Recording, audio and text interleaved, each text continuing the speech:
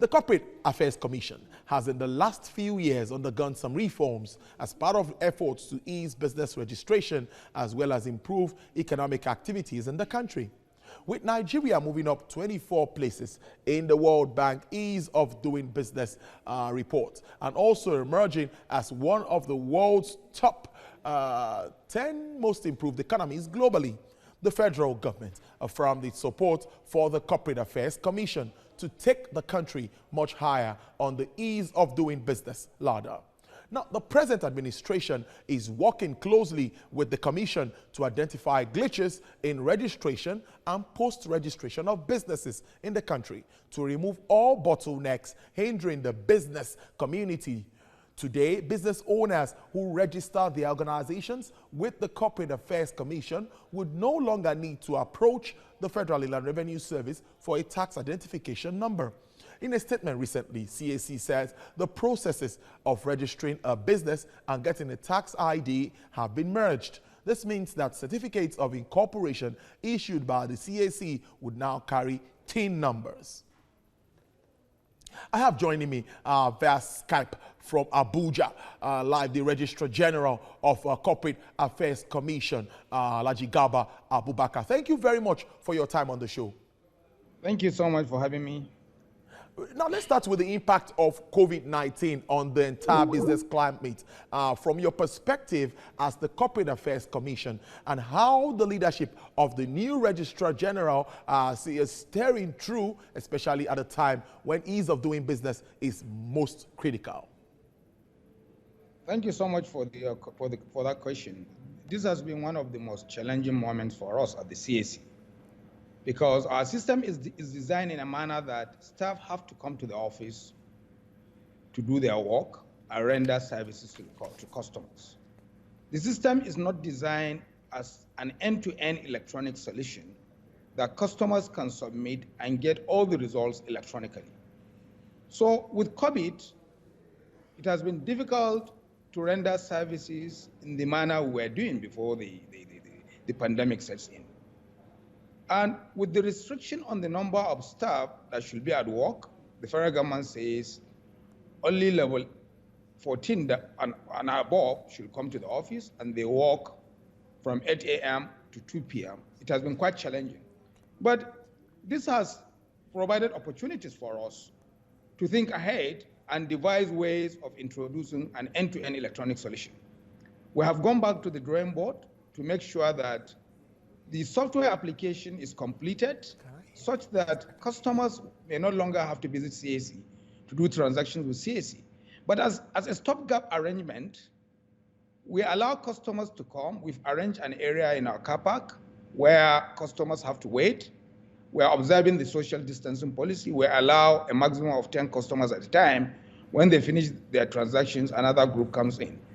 But the major challenge has to do with dispatch of documents, because we are required to close at 2 o'clock. After 2 o'clock, customers will leave. So to address the gap, we're introducing a mailing system. We're already talking to about 4 to 5 courier companies that we'll be dealing with. Customers will submit documents through these companies. They'll bring it to us. When we process, when the documents are ready, we release those documents back to those companies. So pending the time when we'll have a full electronic solution. And we're hoping that the software will be in place before the end of this year, because already the pre-registration interface has been running since 2014.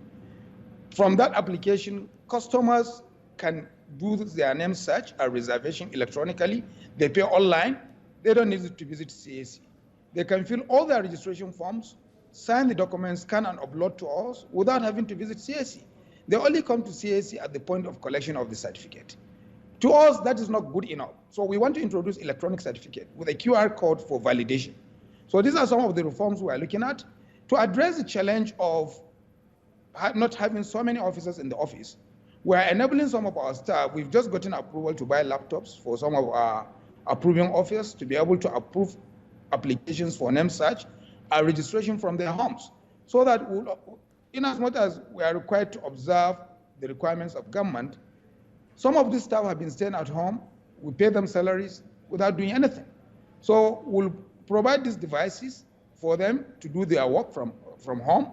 And we believe once that is in place, our service timeline of 24 hours registration will be restored.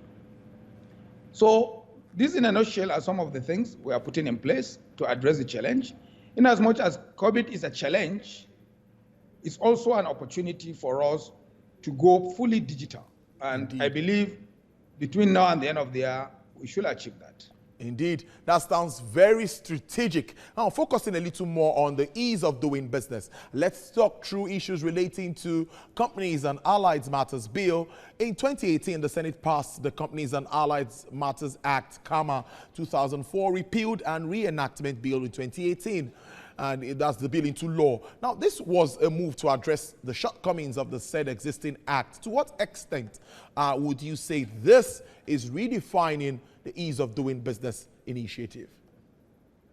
Thank you so much. The 2018 bill was actually not assented to by Mr. President, but another bill was presented to the 9th Assembly, which was passed by the two chambers. It was transmitted to Mr. President last Friday for assent, and we're hoping that this bill will be assented to. The new bill has introduced, will completely change the process of company formation, management, and regulation in Nigeria. Because under the extant law, to register a company, you must have a minimum of 2 persons. But the new law has changed that. 1 person can register a company. This is consistent with best practice. Other requirements that are inconsistent with the ease of doing business principles, requirements like the requirement that says a legal practitioner must review the documents and deposit a declaration that the requirements of the law has been complied with. That also has been removed because that was just an unnecessary burden and was actually adding to the cost of registration. With the changes, anybody can register a company with CAC. You don't have to go through a lawyer, a chartered accountant, or chartered secretary.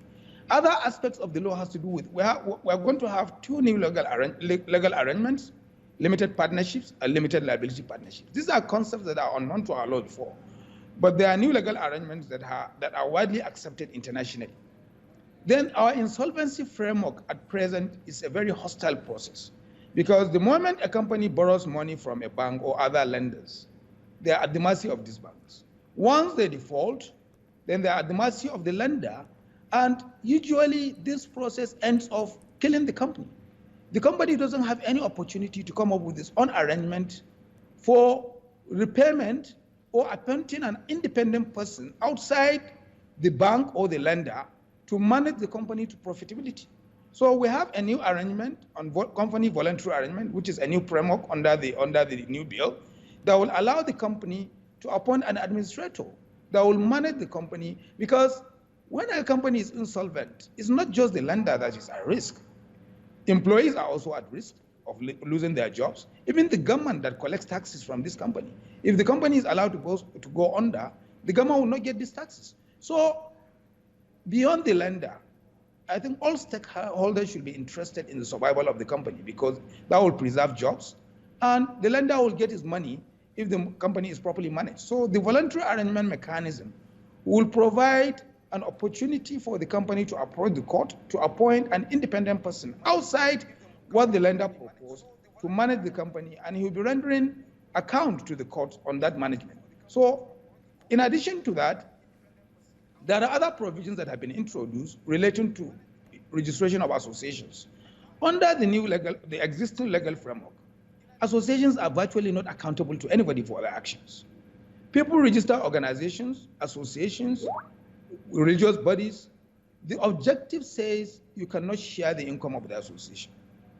But nobody knows how much they're even collecting, talk less of whether they are sharing or not. With the new provisions, the CIC will be able to scrutinize the finances of these organizations. And where it is found that they are fraudulent or they have been managed the fund, CIC will have the power to suspend the trustees and appoint an interim administrator to manage the association. So these are some of the key reforms that we are expecting. As I've said, most of the reforms are geared towards providing an enabling environment for the owners of these businesses to manage their business. There are things that you don't need to go through agents to do. For us in CAC to give effect to these provisions, where, as I've said, we'll have an electronic platform where every company will have its own unique username and password. The same way you manage your email account, you should be able to manage your company. You should be able to make your filings, file your returns, file your financial statements, change your directors, increase your share capital without having to visit CAC. Another significant change in the new law has to do with issues of beneficial ownership disclosure. Because of the international concern about money laundering, terrorism financing, and as you all know, most corrupt activities are carried out with companies as the principal vehicles because there is a limit to what an individual can do in terms of financial transactions. So most of these corrupt cases are being carried out through companies. And sometimes it's difficult to know the names you see in the CAC register may be different from the actual beneficiaries, the ultimate beneficiaries of these companies. Because the law says a company has a separate personality from the members, and another company can own another company. That chain can continue up to 100 companies. To get to know who the ultimate individuals are is always difficult. The new law has provided for mandatory disclosure of the ultimate beneficiaries of these companies. Once you have shares up to a threshold of 5%, then you must disclose whether you are holding it directly or indirectly. If you are holding it on behalf of any other person, you must disclose the identity of the individual that owns the shares. And this information will be publicly available because part of the commitments the Nigerian government made on our OGP membership and the EITI, the Extractive Industry Transparency International membership, is that Nigeria will set up a publicly available register of beneficial owners. And it will be in open data format, such that any member of the public, whether Nigerian or foreigner, can access information from that register free of charge. So these are some of the things that are coming into effect. And very soon, we hope Mr. President will assent to the bill. I see a great use of technology and trying to make things very easy at this very critical time. Now, Registrar General, let's talk about, as part of issues of data synchronization, the CAC, in its ease of doing business initiatives, certificates of incorporation of companies registered under Part A of CAMA, henceforth bear the tax identification numbers issued by the Federal Inland Revenue Service to such companies. This has dispensed with the need for companies to apply for the issuance of that's TIN numbers from the FRS after incorporation. Now, take us through what this means for businesses. Thank you so much for that question. What we have actually done is, part of the requirements for ease of doing business, every process in the chain is counted as a separate process. If you register a company, how many activities do you have to do to register? The issue of starting a business does not just begin and end with CAC. It includes issuance of tax identification number to the company. The FIRS process until now was a separate process because after the registration, you have to submit your certificate to FIRS, fill another form, either electronically or physically, they'll issue a TIN to you. That was not good enough. It's actually counting against us under the measurement criteria for ease of doing business. So we sat down with the FIRS. We wanted FIRS to adopt the company incorporation number as the TIN number because that was what was contained in the Company Income Tax Act before the promulgation of the Finance Act. Unfortunately, around 2010, FIRS had changed the software for TIN generation. And the new software did not have any interface with our own application. It had a different numbering system. So they were issuing a different TIN from the incorporation number. That was why customers have to go and queue up after incorporation to collect TIN number from FIRS. So when the Finance Act was introduced, that provision that says the TIN should serve, the incorporation number should serve as the TIN number was replaced with a provision that says the company should have a TIN number. So which means FIRS can issue any number. So we sat down and said, look, let's integrate the two applications such that when a company is being registered, immediately CAC approves the registration. Our system should talk to the TIN generations application to generate a TIN, and we will now put that TIN on the incorporation certificate. And once the certificate is issued, the customer does not have to go to FIRS to collect another TIN. It will be glaring on the face of the certificate that a TIN has been issued. And because the law requires every bank before they open an account for any company to require that company to provide the TIN. And no government department or other businesses will deal with that company if the company doesn't have a TIN. Because the company is supposed to be paying tax, and it is identified by that tax identification number.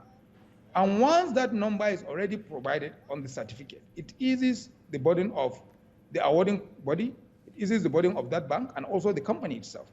Let me explain. Our journey, our relationship with the FRS has been going on for a very long time, because apart from TIN, we've also integrated the stamp duty payment with our company registration payment. In the past, because the law requires you to stamp the document as a deed at the point of incorporation, when customers prepare their incorporation documents, they have to visit the FIRS office. They will assess the stamp duty payable. They will take the documents to the bank. They will pay. They will return the documents to FIRS. It will be stamped before they present to CAC. So CAC now provided office accommodation for all the stamp duty, virtually all the stamp duty in all the offices in the 36 states, so that customers don't have to leave the CAC environment to go to FIRS. And we also created space for banks. We had banks in our own premises. So that reduced the time cycle. We now sat down and said, that was not good enough. Why can't we make the process electronic? So we now integrated, FIRS now developed an electronic stamp duty solution that was now integrated to the company registration portal. When you initiate the process of registration of company, you fill your forms and all the details, you pay the filing fees to CAC. The application will take you to the interface for stamp duty. You pay the stamp duty. Once payment is confirmed, the documents are stamped electronically. So you print these documents and get the directors to sign. So that process was integrated about 2 years ago. So we have now added TIN to it. And every information immediately the company is registered, all the information that we collected at the point of registration is automatically transmitted to FIRS.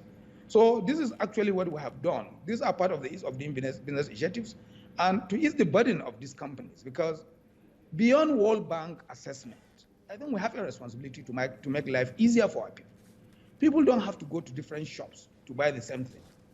So we're hoping that beyond FIRS, we'll also have the same integration with other organizations like the Immigration Service, the Federal Road Safety, and the National Identity Card System, such that when any person submits any form of identification to us, we should be able to verify that identification electronically without having to go anywhere. Because at the moment, we accept documents on the basis of there is presumption of regularity. We've had cases where some names were changed and superimposed. You don't validate because we are required to register within a particular time frame. It will not be possible for you to leave CAC to take documents to Nigerian Immigration or Federal Road Safety to confirm whether the photocopy of the driver's license is actually genuine. But if by the time we have system integration with these agencies, once we key in the number, in fact, to the extent that the customer will not be able to proceed if the number he enters is not correct. And CAC can validate because we already have integration with some of these agencies. So this is what we are looking at. This is the future we are looking at. And we want to have an end-to-end electronic solution. Customers don't have to come to us. They can stay anywhere and do their transaction with us, pay, and get their documents electronically. All right. I must thank you very much, Registrar General of the Corporate Affairs Commission, Garba Abubakar. I'm sure there's going to be a part 2 of this discussion because I also still have some questions, but we are going to schedule that and continue discuss. Thank you for talking to us on Business Nigeria today.